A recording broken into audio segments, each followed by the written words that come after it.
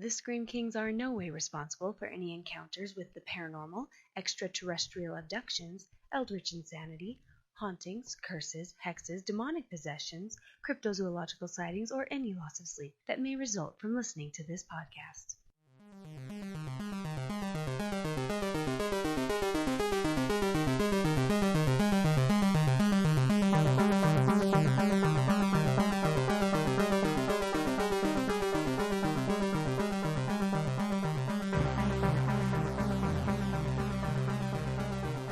This is the Scream Kings podcast. I'm Nathaniel Darkish. And I'm Max George. Join us. Groovy. Well, if you can't tell from our introduction this time around, we're going to talk about the Evil Dead today, as well as the Necronomicon. And if you could tell that we were talking about this topic just from that intro, you get 50 spooky points. Or, cheesy points, because, half the series is really quite silly. It's groovy is what it is, Nathaniel. It's groovy. Well, why not both? All right, we're going to talk about one of the craziest movies that I have ever seen. This movie still scares me so bad. The remake you're talking. Well, yeah, we'll get into the older versions. Well, so I guess let's start at the very beginning, just because it makes sense to start there, and then I guess move on forward, since technically the remake is also kind of a sequel, which we will get into in more depth. Before we do that, I just wanted to thank everybody for listening. We've had a huge listener kind of population come out of nowhere. I'm shocked. I know you're shocked. This is only our third episode, and we've had just such a great turnout of listeners. Yes, absolutely. And I love that some of these people that have been coming up are, people that we don't know in real life. And so that's such a wonderful, exciting experience to see how this podcast is something that we're able to use to connect with people that we didn't know otherwise. Absolutely. I've had people, friends and family come up to me, suggesting different horror movies that we should review. I've started writing them all down just so that we can have kind of a huge list. So again, just a shout out to our listeners. If you think we should cover a specific movie or, a supernatural story or whatever you have heard, definitely let us know. We would love to get you guys involved more in the podcast and hear your spooky and supernatural stories. We would love that. Just absolutely love it. Definitely agree there. And, I'm going to extend that even to books and video games. It's definitely, topics that we also want to cover. Oh, TV shows as well. Really anything horror that interests you. I want to know about it. I want to, get involved. And, I love that this could be, a very back and forth kind of experience. Yes, you're just sitting there listening to us, but I love that, that we have the opportunity in this modern age to interact over Twitter or interact over Facebook or, really anything. Shoot us an email and we're happy to, find out more and have this be as much of a back and forth as it possibly can be. Absolutely. So I think we're ready to dive into this terrible movie. Are you ready? Yes, I am. And by terrible, I mean fantastic. Yes, terrible in the traditional sense of the word. Exactly. So what do you think we should talk about first? The original, Evil Dead 2, or the remake / remaster / sequel? Let's go into the very original. It's something that I'm relatively familiar with, one from watching the movie, and then also I've read Bruce Campbell's book, If Chins Could Kill, which he talked about the filmmaking process quite a bit for that film as well. So I know some fun facts from that too. Awesome. Yeah, let's start there. Start at the beginning. Might as well. Yeah. So I guess for starters, I just want to say that the original Evil Dead is surprisingly scary, considering it's extremely low budget and definitely screams extremely low budget. But regardless of that, there's some really good genuine scares in that movie. I agree. So I started out seeing the remaster, and so I just watched the original a few weeks ago, and I was very shocked at how well it holds up as a movie. Yeah, and I mean, it's very creepy. I mean, it's not necessarily the most original movie in terms of plot by any means, but I like that it doesn't do a lot of the things that a lot of other similar films do. Usually if you think of something like a possession movie or a haunted house, kind of cabin in the woods kind of story, it has a lot of those same kind of trappings, but then it does some kind of unique stuff with that. I like that, the demons, that turn these characters into deadites are such strong, like aggressive, scary demons. So I guess maybe before we go too far into it, should we just kind of do a basic plot recap? Yeah, I mean, you mentioned deadites, and I'm sure not everybody knows what that term specifically means. So maybe let's talk about that first, or let's review the plot. I think would be better. Deadites is going to come up through the plot. Mm-hmm. Agreed. So I guess the very basic story is that a group of college students, Ash, Linda, Cheryl, Scotty, and Shelley, they all are on spring break. They go out to some this isolated cabin out in the middle of nowhere in Tennessee, just to have a good time, hang out, drink, maybe get up to some promiscuous activities. Who knows?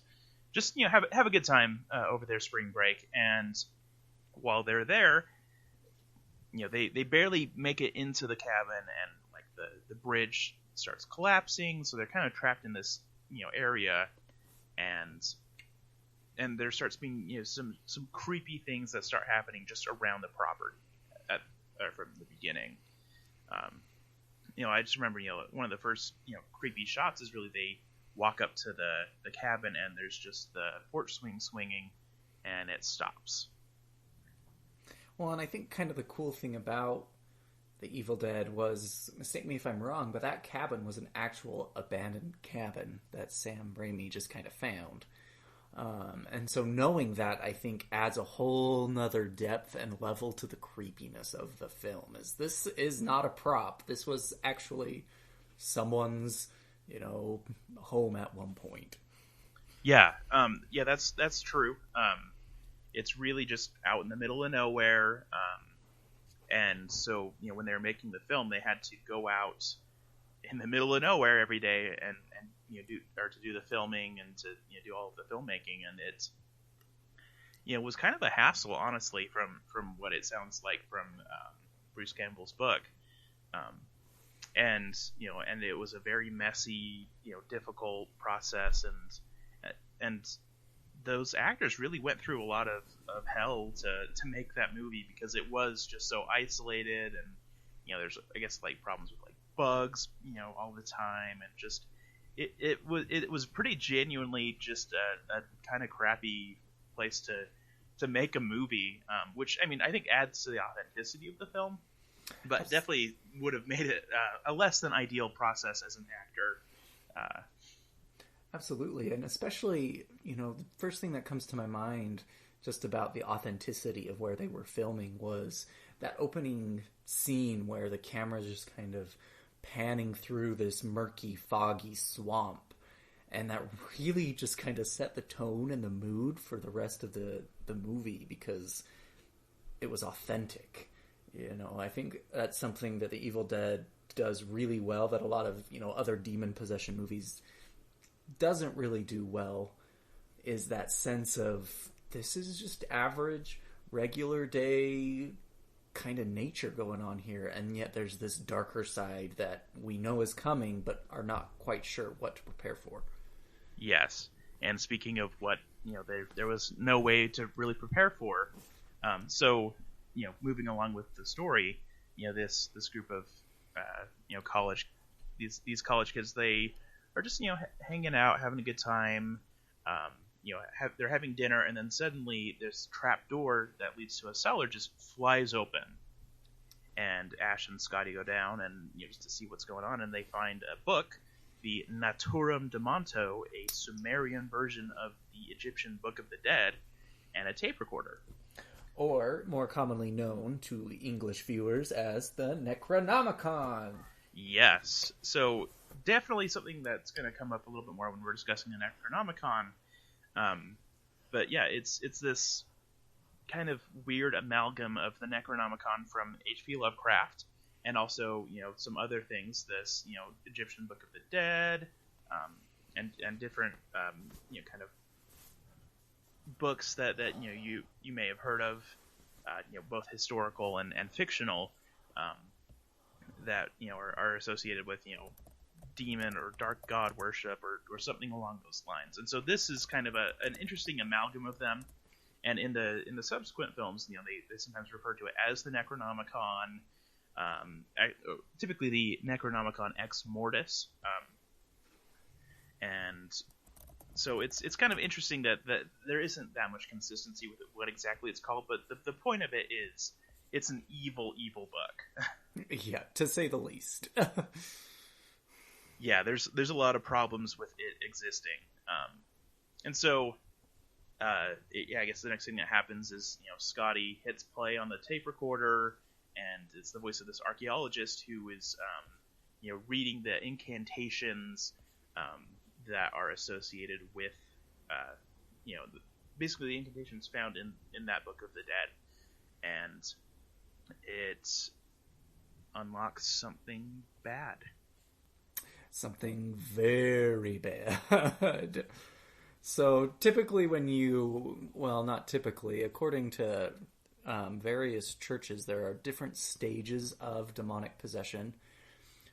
MIOP. So M representing manifestation. Manifestation is a little bit different than what we typically consider manifestation to be. Manifestation in terms of demonic possession is when the entity is invited in, and whether that be intentionally or unintentionally. So intentionally is dabbling in black magic, trying to communicate with the dead, whatever your religious background is, any sort of satanic kind of processes. Ritual? Yeah, exactly. But then there's also unintentional manifestation, which could be negative thoughts that go astray, such as hatred or unchecked anger, suicidal thoughts, extreme guilt or sadness, kind of those negative emotions that can permeate more than just physiology.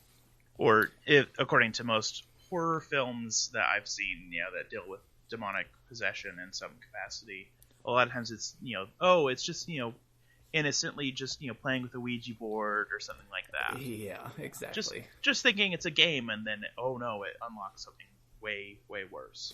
Right. And so then after the manifestation begins, then the next stage is infestation. And so this is when the entity makes itself known to you.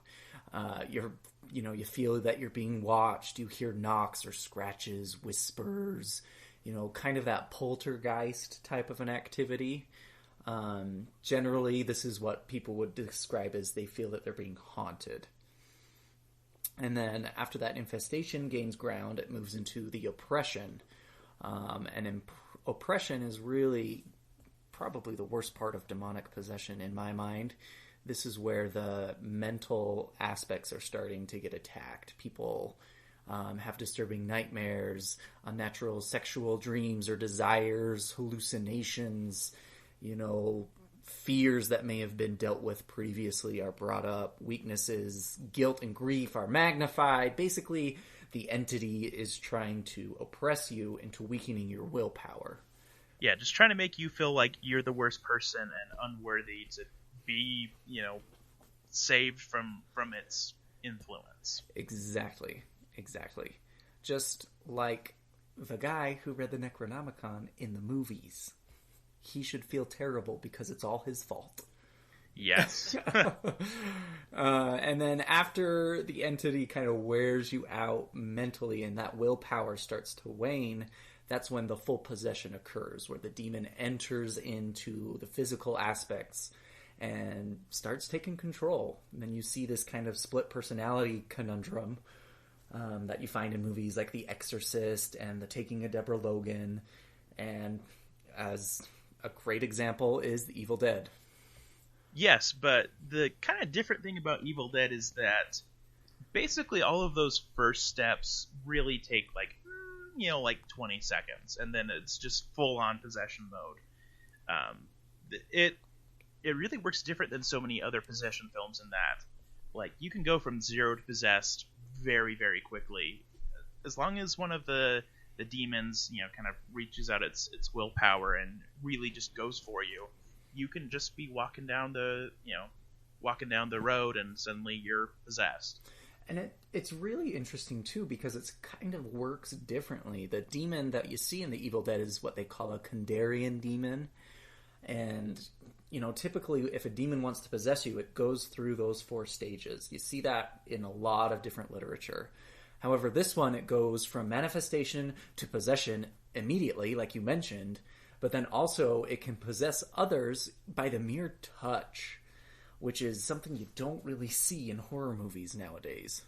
Yeah, with the exception of this series, it's really unique in that way. I want to note, though, that the Kandarian demon you see in kind of the original kind of movies, and in the new remake, they change it from a Kandarian demon to the Taker of Souls, and I can kind of go into that a little bit more when we get there, but I just wanted to tease that out there. Yep. Definitely, it seems like the Evil Dead, the parts of that franchise that deal with Ash, it sticks more with the Kandarian demon and the Deadites, which I'll explain in a second. And then, the remake film, Evil Dead, it has the Taker of Souls, which seems to be more of the devil itself as opposed to a specific, like, lesser demon. Absolutely.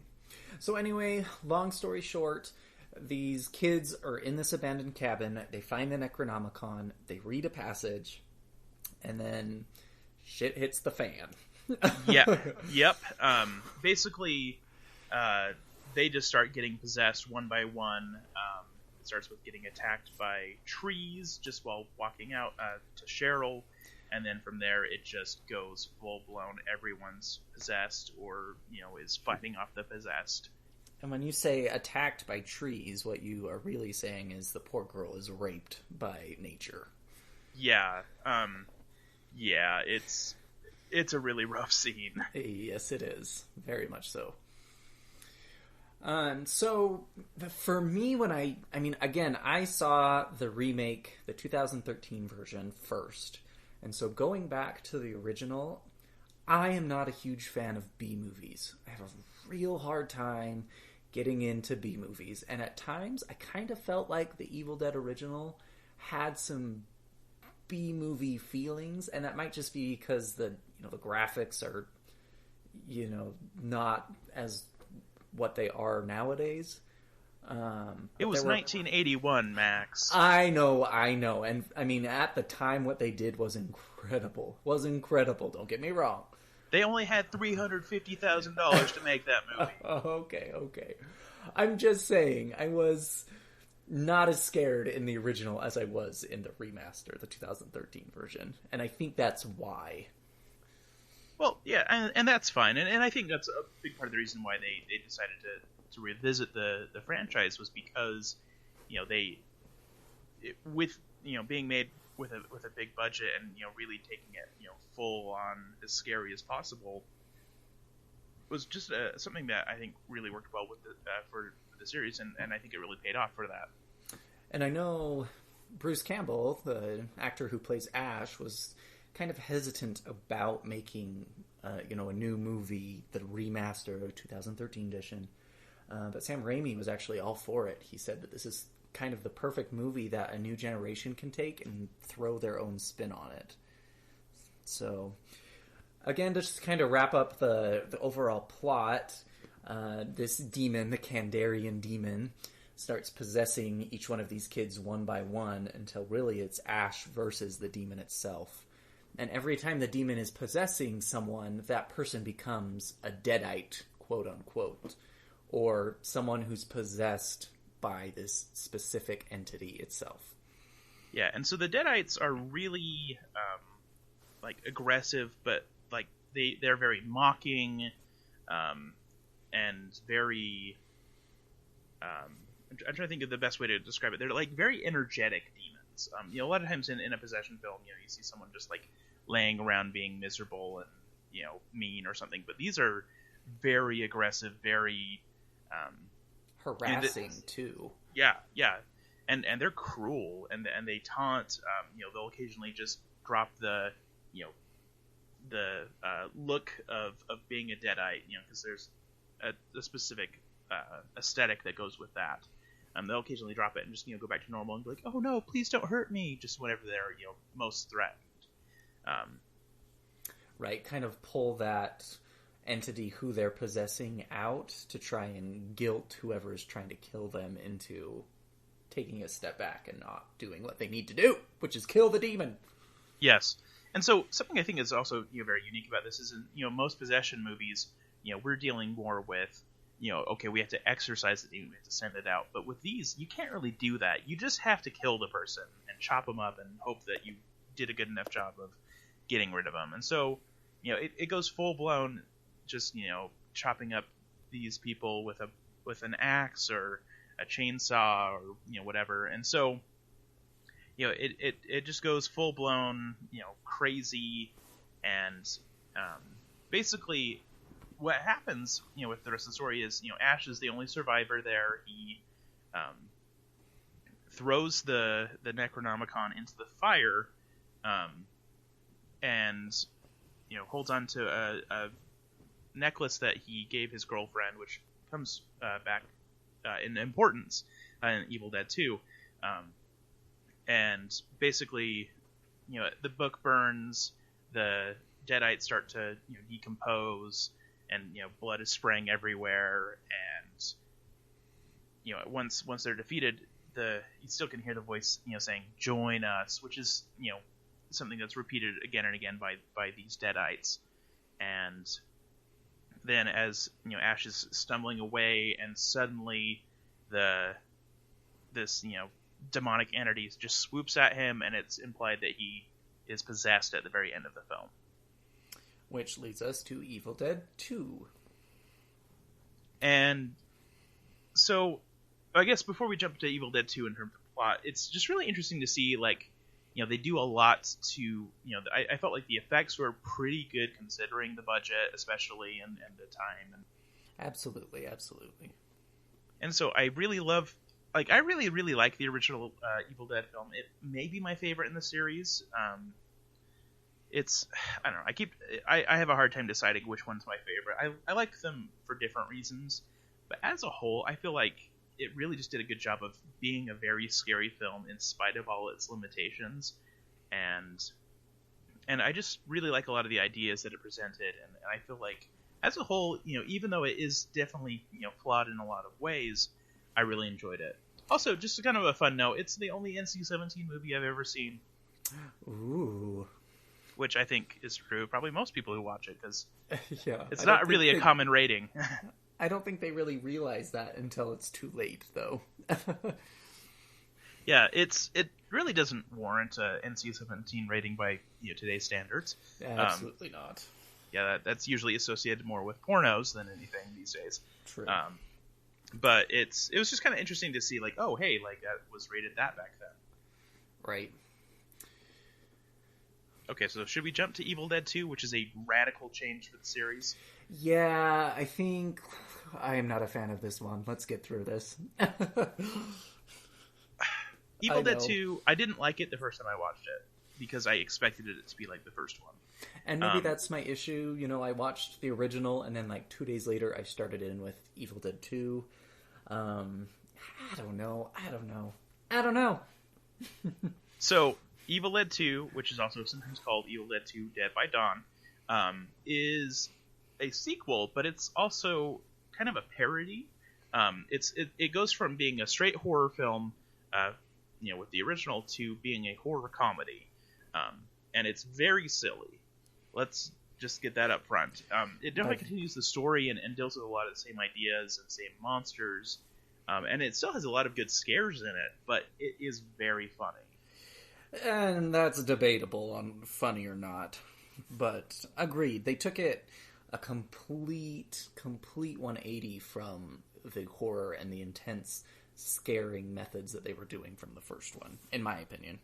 Yes, and so I guess just the plot, it begins kind of confusingly because they do a really quick recap of the first one, but simplified. Yeah, this threw me for a loop. I was so confused at what was going on. Yeah, well, I remember you were texting me nonstop going, What?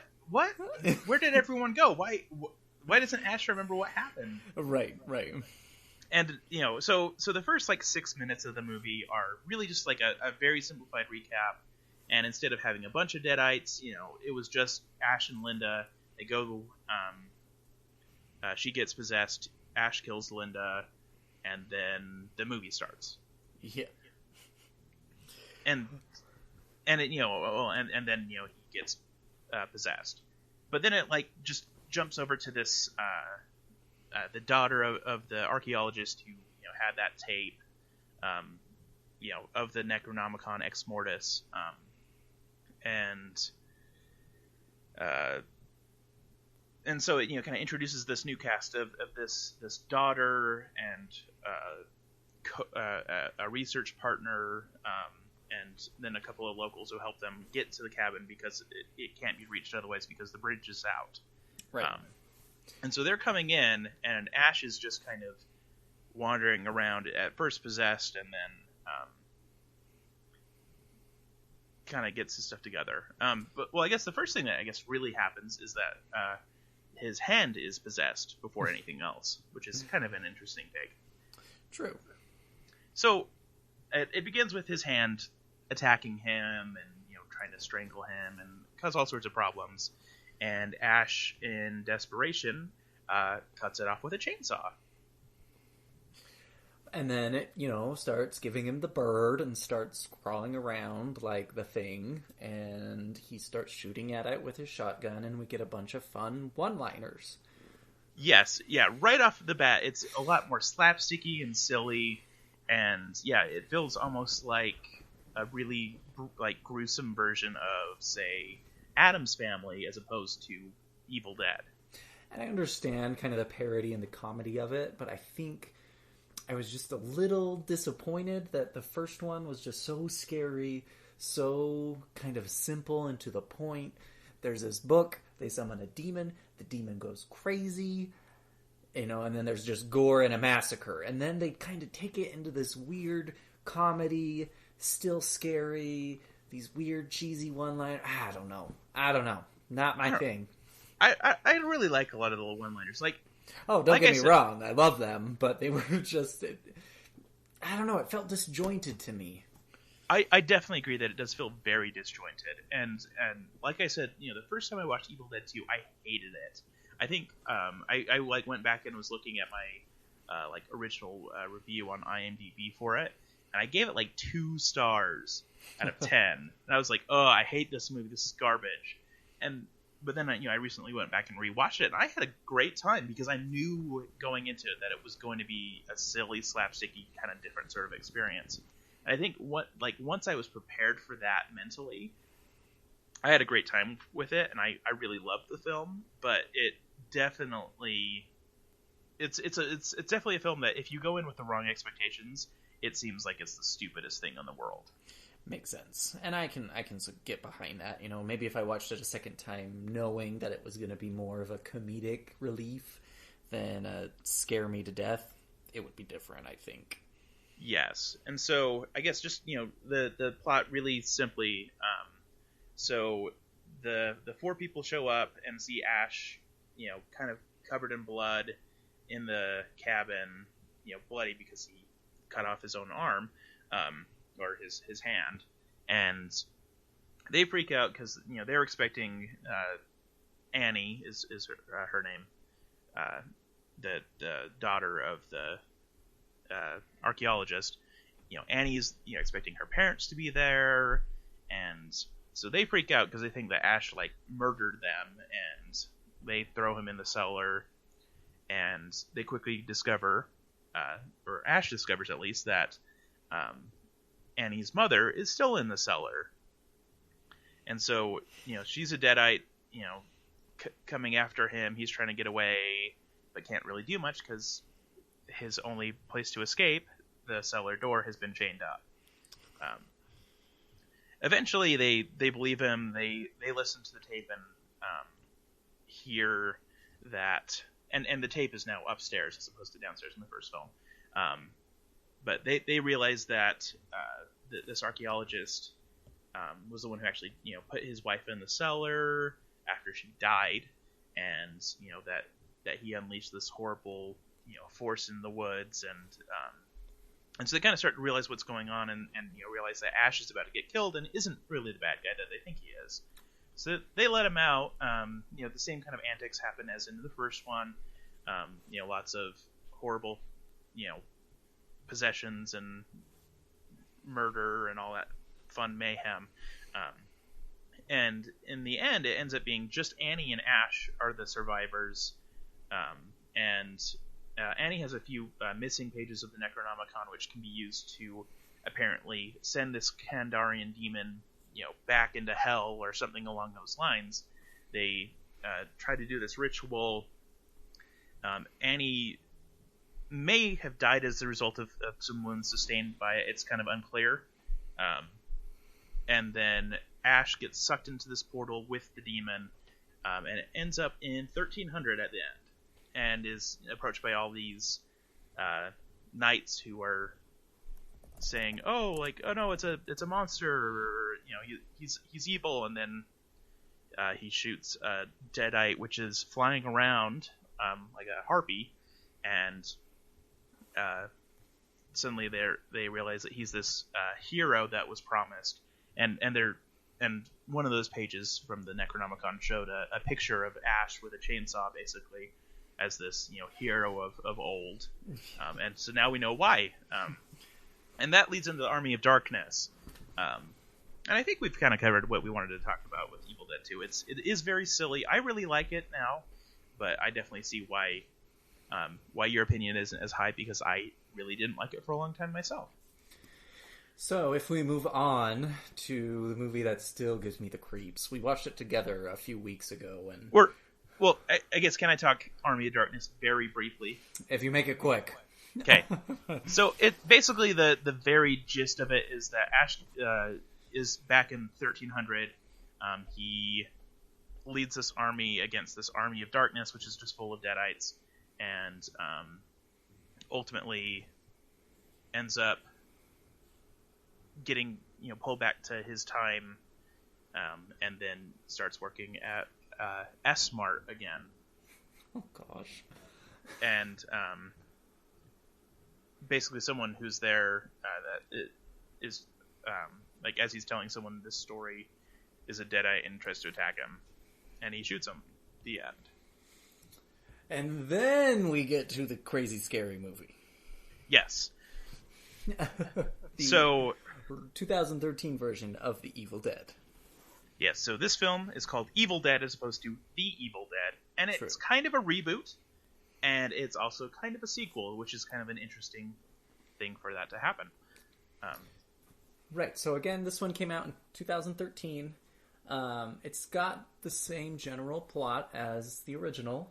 However, this group of kids are now coming to an old family cabin, and the main character, Mia, is trying to go through a drug cleanse, trying to quit cold turkey. And so her brother and his friends are all there with her, trying to help her kind of overcome all of the withdrawal symptoms.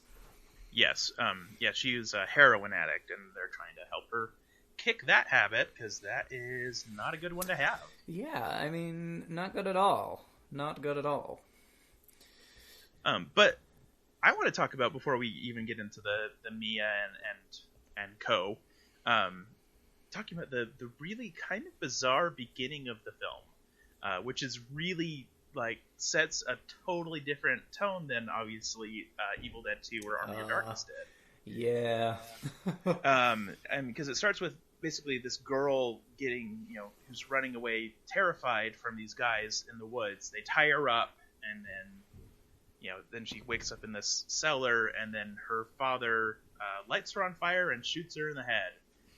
As a bunch of weird-looking people are reading, from a book and saying, like, we must do it, we must defeat the evil, and you're like, what's going on? Definitely sets the mood for the rest of this movie, because 2013, they got a lot more liberties than they had with the original.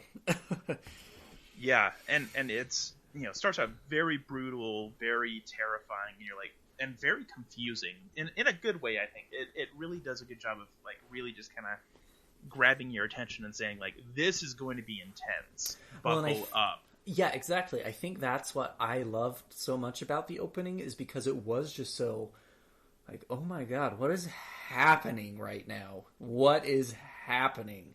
That you're immediately pulled in and you want to know, what the hell was that first part about? Yeah, and it doesn't do necessarily it never, like, fully explains it. Like, you start to piece together what is going on, but it's still really crazy.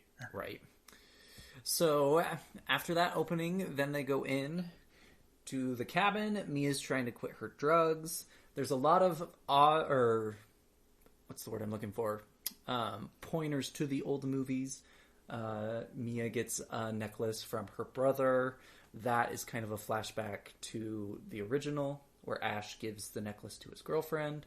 Oh, and I guess something that I forgot to bring up with my plot summary is that necklace that he gives to his girlfriend actually helps him become unpossessed in Evil Dead 2, because there's a while where he's running around as a Deadeye attacking them too, and it saves him. And I think that's kind of that homage to the idea of, love can overcome evil. You have this item that signifies this huge, positive emotion that it can overpower the demon possession, because you'll see that in the remake as well. After all the blood and gore, Mia holds on to that necklace as kind of a beacon of hope for her. Yeah, it's supposed to, like, help her focus her will or something like that. Exactly. And so then we start the movie. Similar to the original, they end up going into the basement where they have all of this crazy black magic stuff hanging up. Yeah, dead like cats, dead animals, inverted crosses. And both you and I, when we saw this part, was like, this is the part of the movie where if we were in this situation, we would say, okay, let's find another cabin.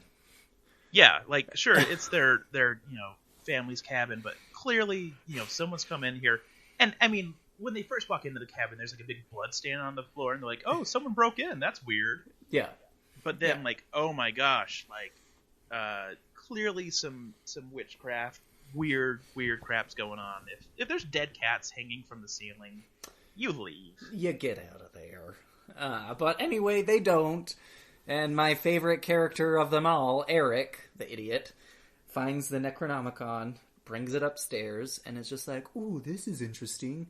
Let me flip through it and see if I can read anything. Yes, and so actually this time around they call it the Naturum de Monto.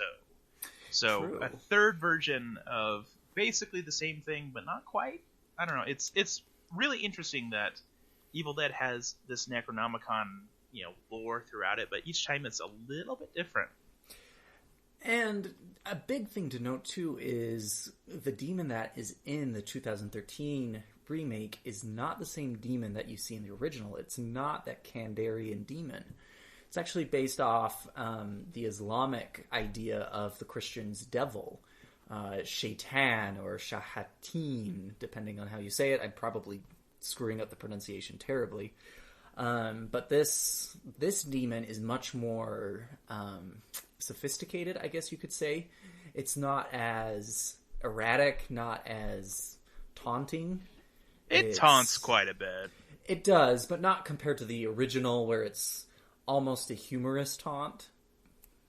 I don't know. To me, this demon is much more malicious. It knows what it wants, and it knows how to get it.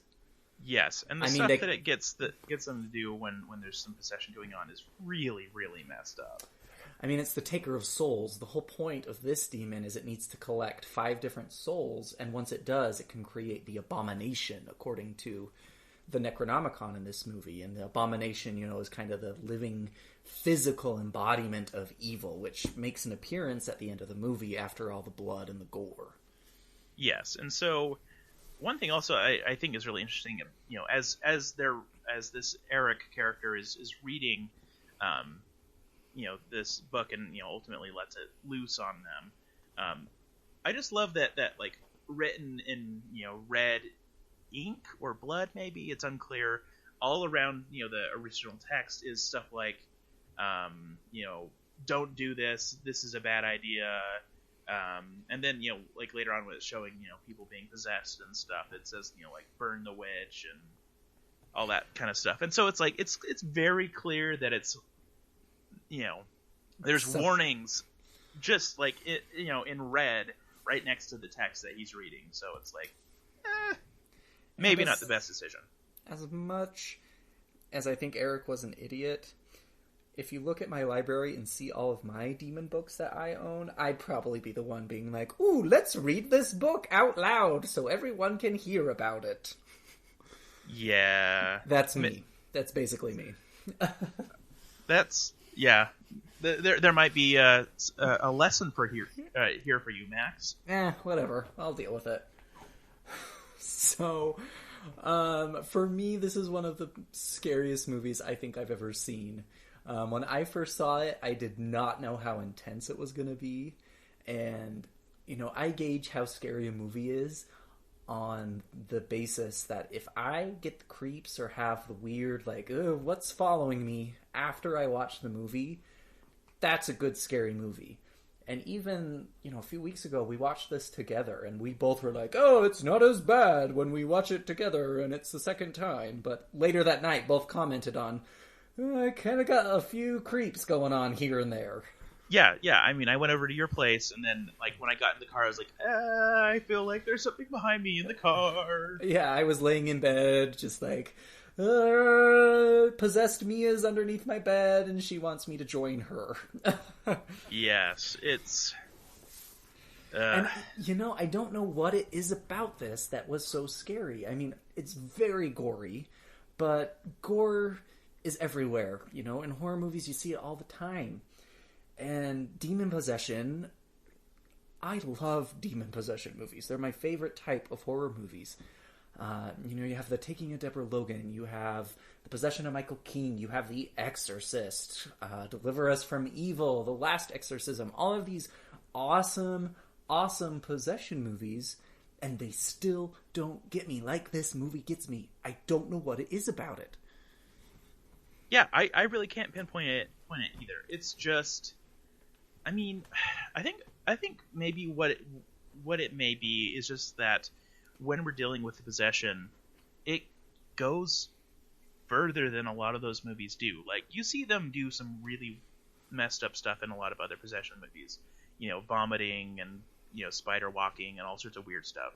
But this movie, Mia freaking cuts open her tongue with a razor blade while she's possessed. And not only does that, but then proceeds to sensually lick the other poor character from, like, the foot up through her bosom, and then, like, Frenches her with this newly cut bloody tongue. Ugh. Yeah, it's intense. If we haven't emphasized this enough yet, this movie is gruesome and very intense. And and thinking about it just now, I think that depravity of the movie, of just, like, there's no sense of holding back from this demon. It just does whatever the hell it wants. Pun intended. But to make a long movie short, the demon starts taking the souls one by one at the end. Well, I guess, like, I think it's really interesting to kind of bring up that it actually gets Mia first. Right. So Mia's the first victim, and once she starts doing really, really messed up stuff, like turning on the shower to just full blast heat, and it's like burning her skin and leaving blisters everywhere. Once they get her away from that, then she starts just attacking other people. She attacks another character, Olivia, and then ultimately, and they also find a dog that they brought up with them, just dead and dumped underneath the shed. And so, and that was, this dog that Mia absolutely adores, and it sounds like it was, their dog growing up. So, and so all of this depravity happens. Olivia's the first one to kick the bucket, and then Natalie goes, and then Eric, and then it's kind of in this weird David Mia mix where and David, and to clarify, David is Mia's brother. Yes. And in the Necronomicon, it gives 3 different ways that this demon can be destroyed. And that's death by fire, so the person who's being possessed has to be burned alive, buried alive, or dismembered. And so David gets this idea where he jerry-rigs his own AED machine, captures Mia possessed, and kind of buries her alive, waits for a little bit. With a bag over her head. Yeah, with a bag. Physiology. This is my science degree, starting to cringe. Buries her alive, and then when he thinks she's dead, unburies her, uses the AED machine, and brings her back to life. And so that way he killed the demon but saved Mia. And it doesn't make sense, but the movie's so damn scary, you don't really care. Yes. And then from there, basically what happens is David goes back into the house to help get or because he goes in and is trying to basically light the house on fire. He's pouring gasoline everywhere, and then Eric, who we thought was dead already, comes up possessed and attacks him, and then he shoots the gasoline can and blows it up, and so so he and Eric are then dead. The demon claims their 5 souls, and thus the abomination is born, and it starts raining blood. It's raining blood. Opposite of hallelujah? Yeah, but opposite of hallelujah. We'll have to see what that word is. And then it's this struggle between this kind of zombie demon skeleton creature that resembles Mia versus Mia in this blood rainstorm. Yes, and she defeats it with a chainsaw. Of course. And, wanders off into the woods, and then we also just see, briefly that the Naturam Demonto, the Necronomicon, is still intact. It can't be destroyed by fire. And then post-credits, we see Ash say Groovy, as he does in several of the Evil Dead movies, and then it cuts to black. Which has been said that's Bruce Campbell's kind of stamp of approval. Yes. And I mean, he was one of the producers of the film, so it makes sense that he would...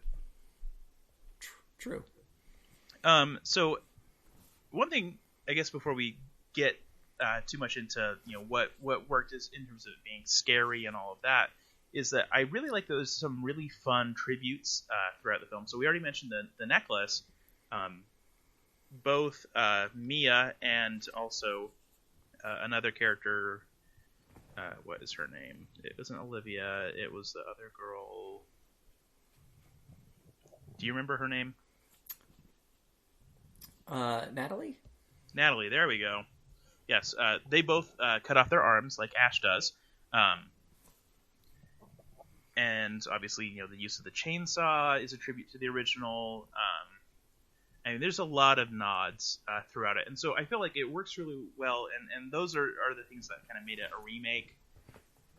And the fact that it kind of follows the formula, but it is also very much a sequel because it does kind of expand the lore, shows us that there are other grimoires that are being used to summon demons, and that these kind of things are still going on. So well, and I think that's a nice lead up into kind of my section of this podcast. And if you have known or noticed, we didn't kind of give Nathaniel a little section where he would review some literature because we are tag teaming my occult corner tonight. Yes. And primarily because we have so much fun stuff to talk about the Necronomicon. But I'm going to rein you back one more time and just mention there is also another thing. Ash I'm so excited, though. I know, but we gotta do this justice. Okay. There's also a TV series, Ash vs. Evil Dead, that came out just a a little bit after the Evil Dead remake film. And I've seen like maybe half an episode. I don't think you've seen any of it. I haven't. But basically, it's just Ash, now as a middle-aged man, is still fighting the Evil Dead. He's still working at the S-Mart or whatever it was called, and it kind of gets some of his co-workers and stuff recruited to help defeat the evil. If I remember right, it started off with like his copy of the Necronomicon that was just in his trailer getting stolen, and then a bunch of Deadites, resulting from that. But I don't really know enough to say much about it. It seems like it could be a lot of fun. I don't really know that much about it, though. But it exists. We acknowledge it. Maybe eventually we'll, get into it in more detail. But that is a thing that's also part of that franchise. Can we get to the Necronomicon now? Yes. So this is going to be studying the strange in Max's Occult Corner. See what we did there? We combined the segments. Ooh, spooky.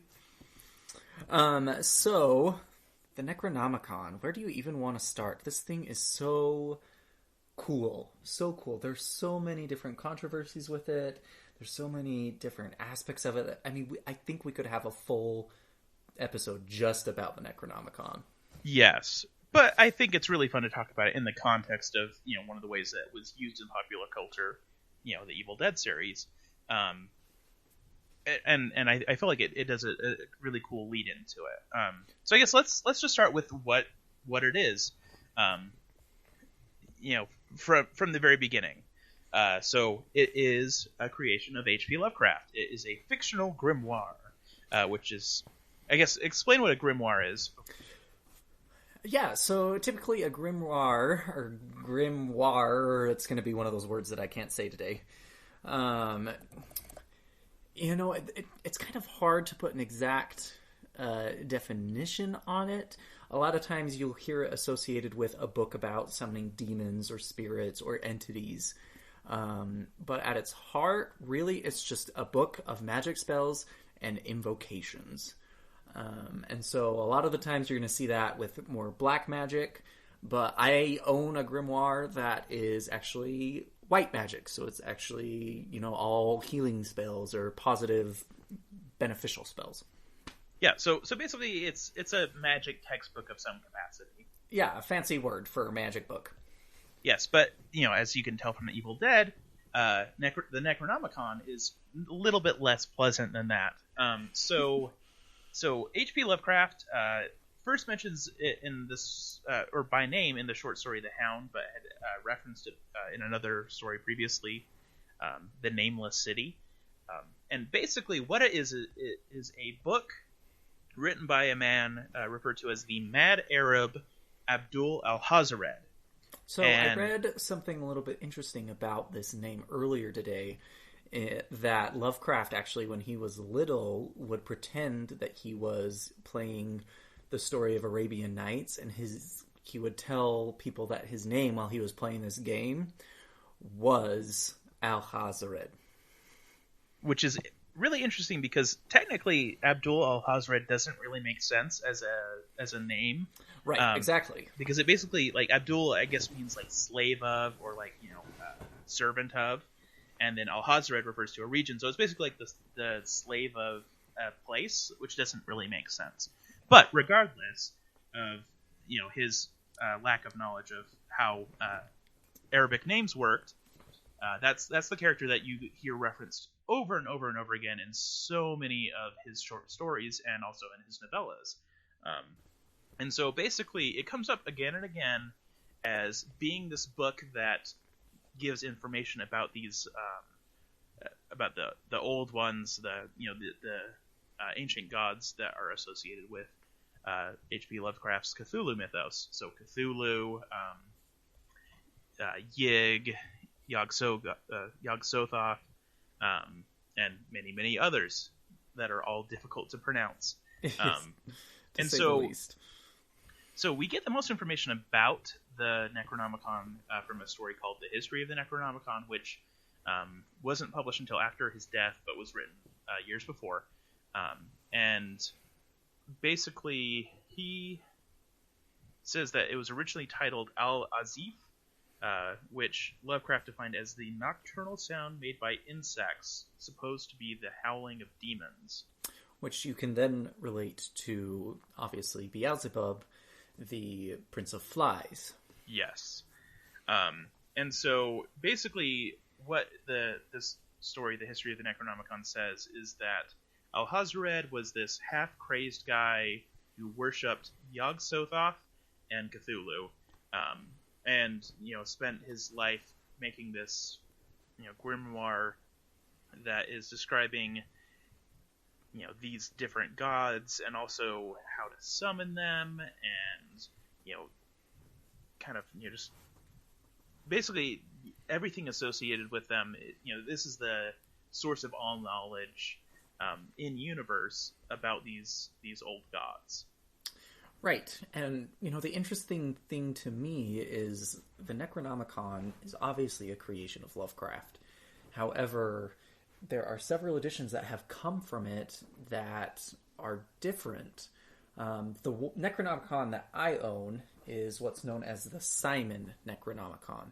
And they call it the Simon Necronomicon because there is an 80-page introduction written by someone named Simon. And he claims that he was experimenting with the text, and it knows that it unleashes many dangerous forces, and that it has a lot to do with this god Tiamat. And so he kind of goes into kind of his take with the book. And then there are even more versions of the Necronomicon. It's fascinating. Yes.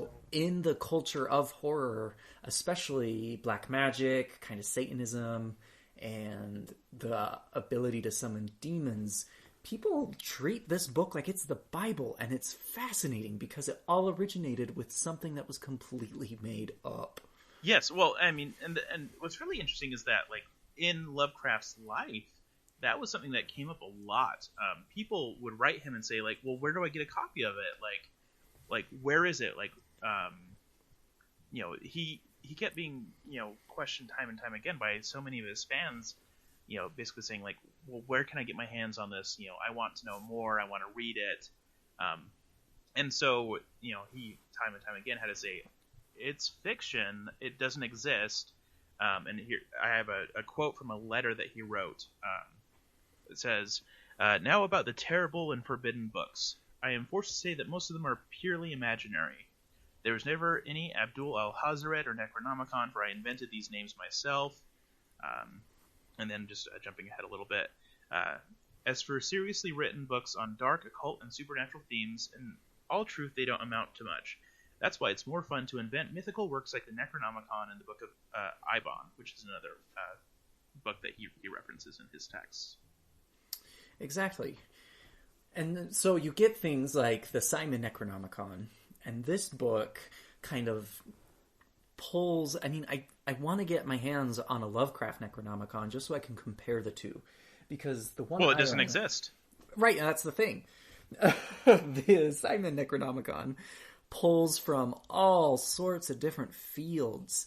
I mean, you get Christianity, Wicca, Satanism, Sumerian mythology, Babylonian mythology, Assyrian mythology, Chaldean mythology. You have names coming from all different types of, belief systems. It talks about Beelzebub, it talks about Cthulhu, it talks about the Watcher. All of these different entities that people have taken and treat it like it's an actual grimoire, like the Lesser Key of Solomon. If you want to summon a real demon, you go to the Lesser Key of Solomon, not the Simon Necronomicon. But I mean, people are like you said, treat it like it's real. And I mean, a lot of people consider it the official real Necronomicon. I mean, it takes itself seriously. It's written as though it is the Necronomicon that H.P. Lovecraft talks about, which is funny because it actually doesn't have a lot of the stuff that H.P. Lovecraft quotes in his stories, but it's basically like H.P. Lovecraft and Aleister Crowley are kind of the two things that the Simon guy really pulled from to make it. But yeah, it definitely is written as though it is a real text. Well, and it is very intense. I mean, I read a ritual to summon Tiamat. It's actually not to summon Tiamat. It's to enchant Nathaniel. And Nathaniel is just a ceremonial knife that you use in kind of magical rituals like this. And this enchanted knife will summon Tiamat. However, in order to enchant the knife, do you know what you have to do? What? Human sacrifice. 11 men need to be sacrificed in order to enchant this knife. Like, this book is crazy. Yeah, definitely very crazy. And so I'm going to just bring up a couple of things that specifically it differs, because, it is frequently purported as being the Necronomicon, and that, H.P. Lovecraft, really did pull from this thing, and this is just a translation. So I'm just going to bring up a few things that set it apart, because it's because the Necronomicon, the Simon Necronomicon, uses a frame story, the testimony of that mad Arab, right?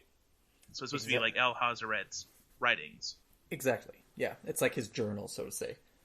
Yeah. So that's clearly an attempt to make it seem legit, but yeah, it's really interesting because it's not anywhere near as long as the Necronomicon in H.P. Lovecraft stuff. In the short stories, it has like a quote somewhere that is supposed to be from like page 751, and the Simon Necronomicon is like 250 pages. Let me double check. I've got it right here. It's 218. Yeah, so nowhere near as long. Yeah.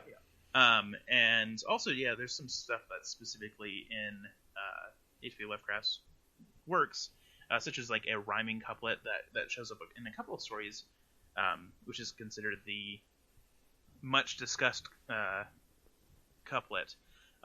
That is not dead which can eternal lie, and with strange aeons even death may die. Which sounds beautiful. That's poetry right there.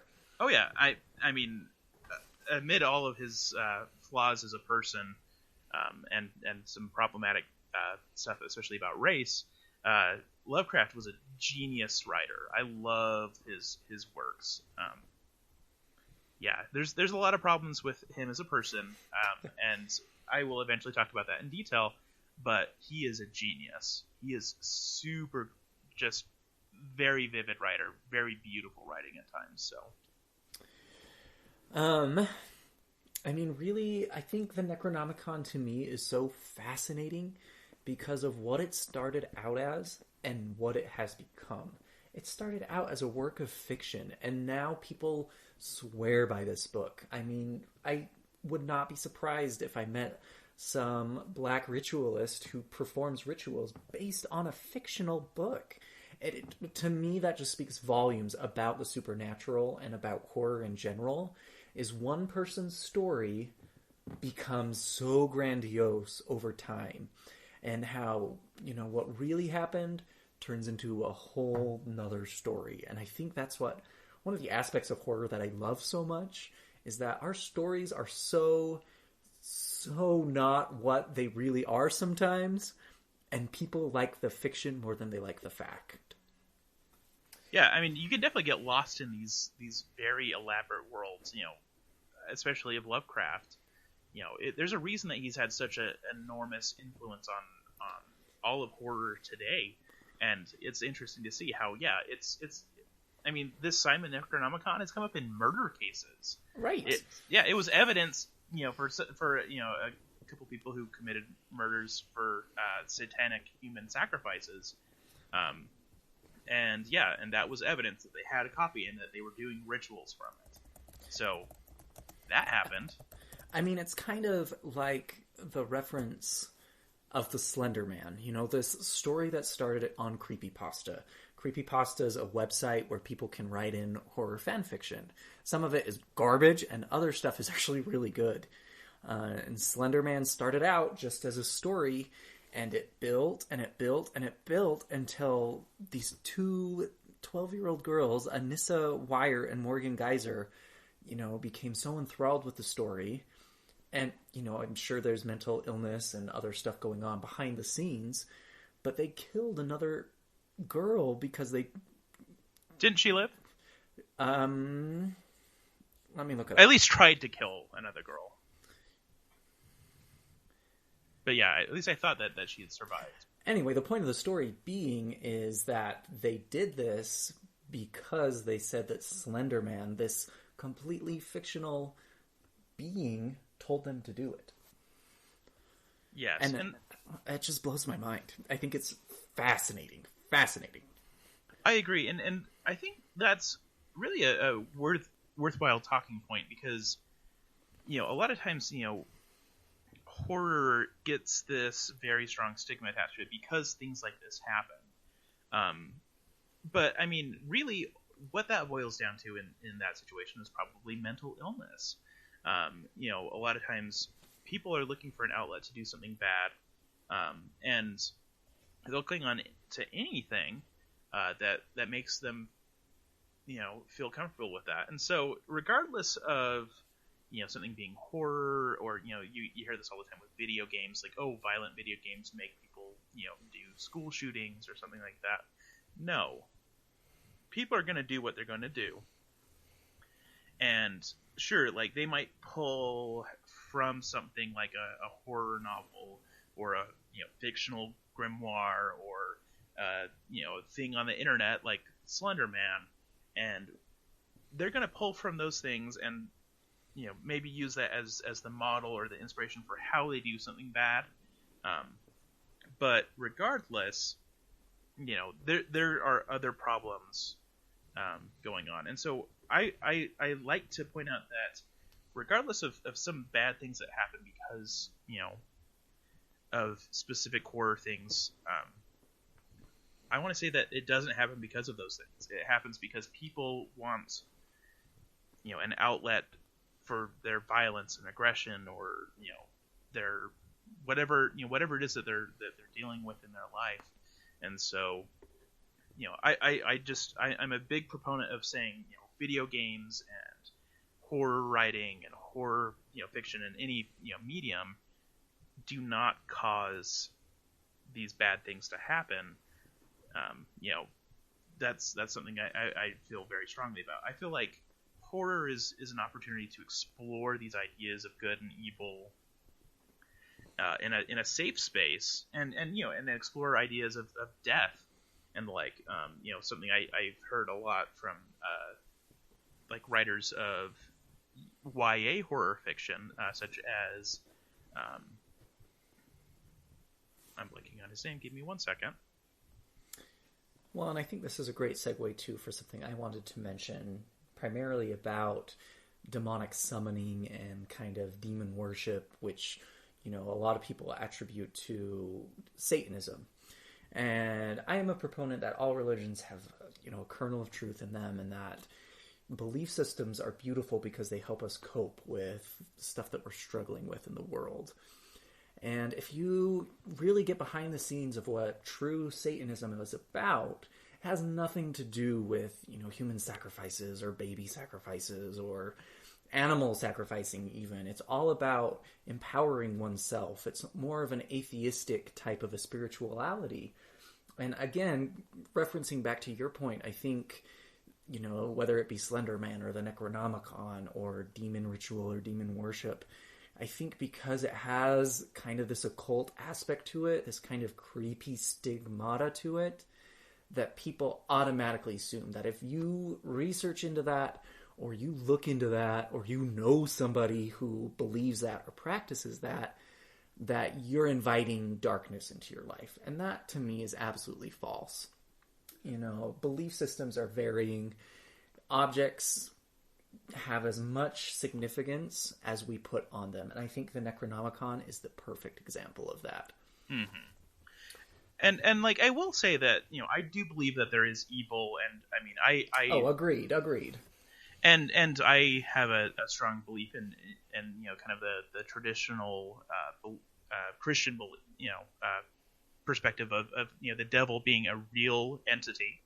That's my personal belief, and I believe that that these kinds of things can be if you're seeking these kind of, if you're seeking out evil, if you want, evil in your life, I believe that demonic possession, for example, is something that can really happen.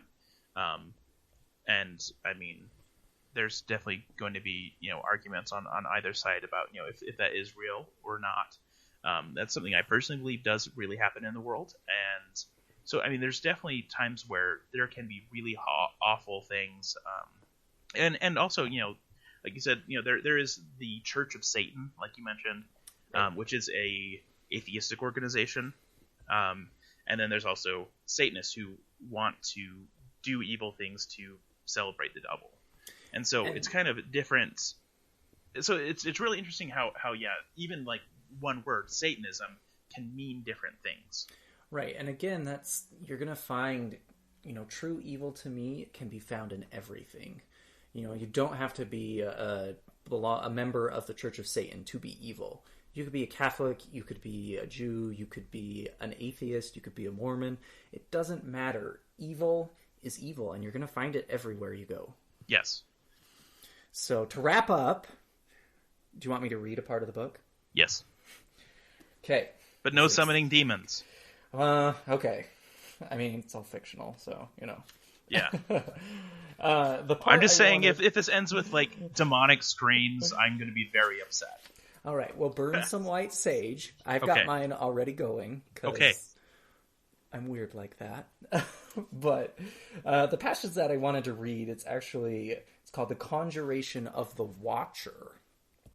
And the Simon Necronomicon is different from other grimoires in that it doesn't give you a set list of kind of spells to seal the demon away or to protect yourself or to create power that you control over the demon.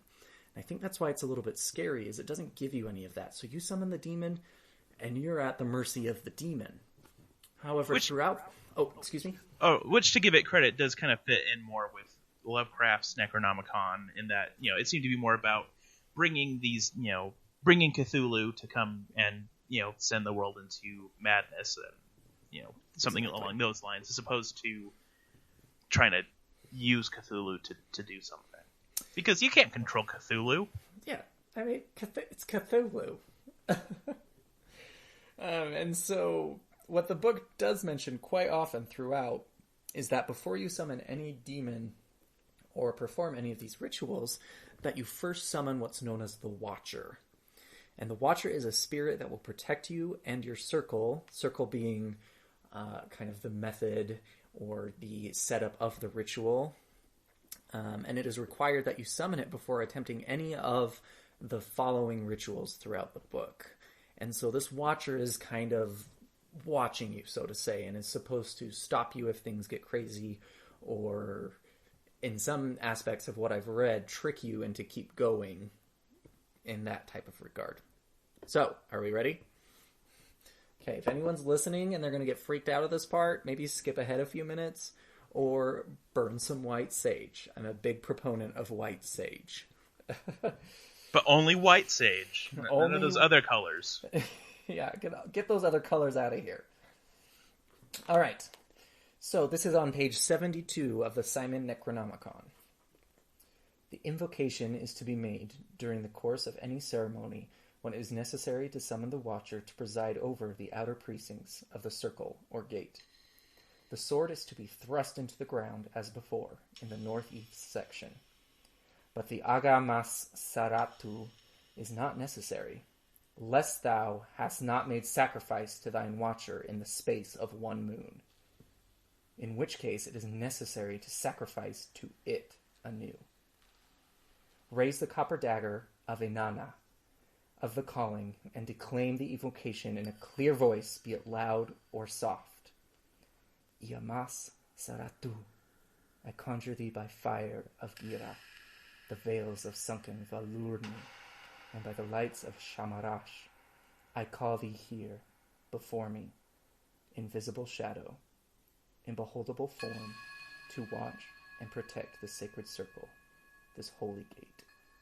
May he of the name unspeakable, the number unknowable, whom no man hath seen at any time, whom no geometer measureth, whom no wizard hath ever called. Call thee here now. Rise up by Anu, I summon thee. Rise up by Enlil, I summon thee. Rise up by Enki, I summon thee. Cease to be the sleeper of Engura. Cease to lie unwalking beneath the mountains of Kur. Rise up from the pits of ancient holocausts. Rise up from the old abyss of Nar Maratu.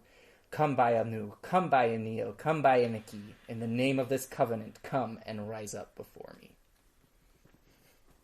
And that's it. That gave me goosebumps.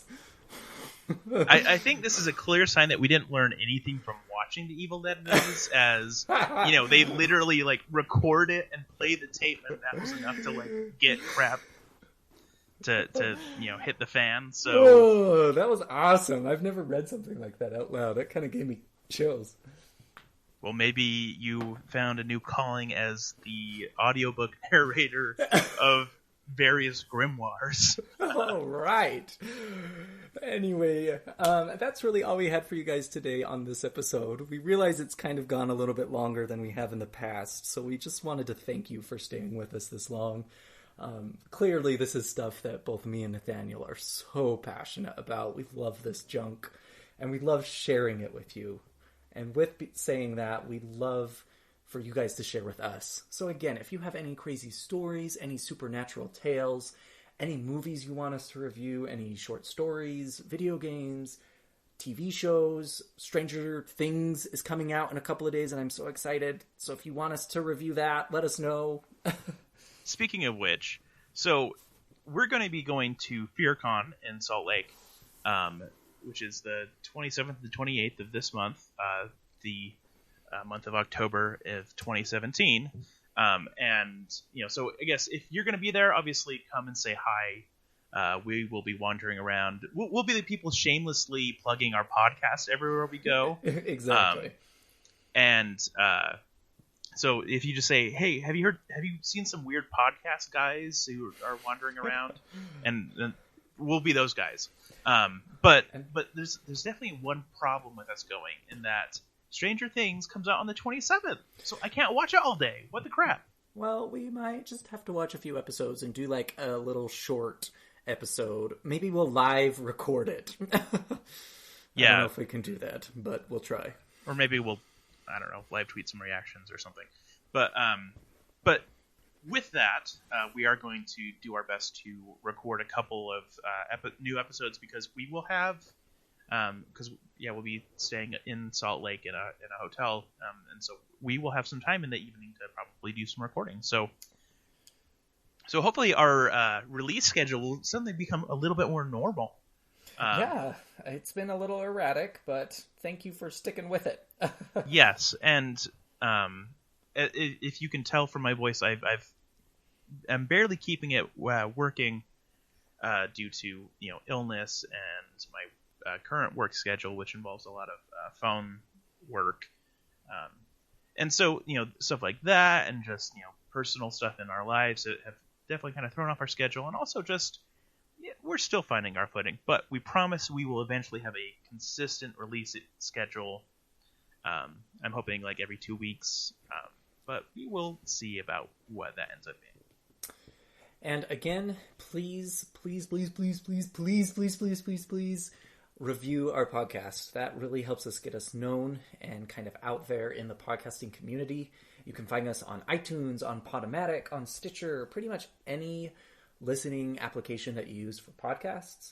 You can also check out our Twitter page, our Facebook page. We're all over the place.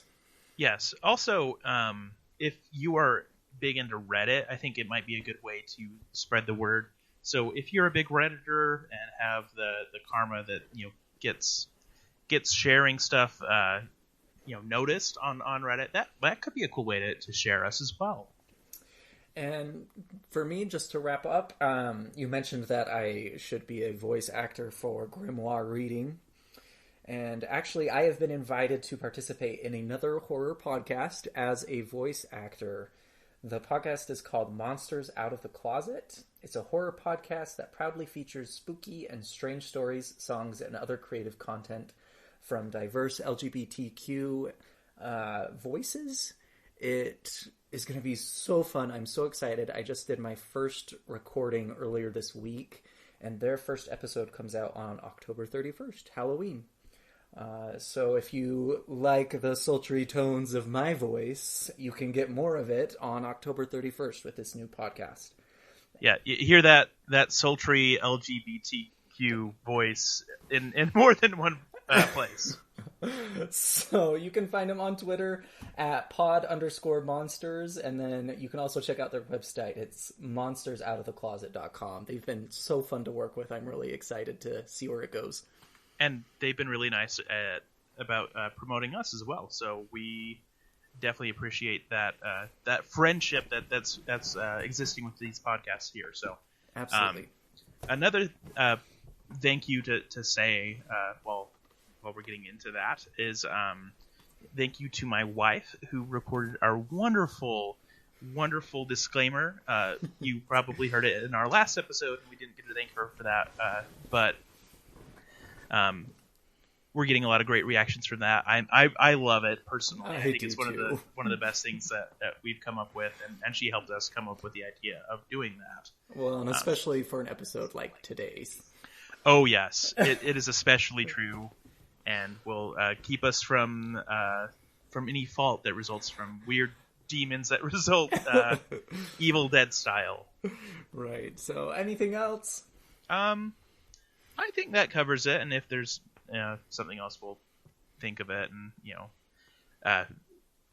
have it be in our next episode. So, all right. Well, we're off to FearCon this weekend. So yeah, like we said, come and see us if you're there.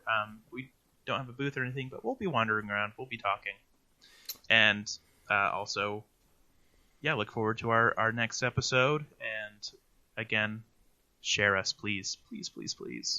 Keep things spooky. Adios, people. And stay groovy. Stay groovy.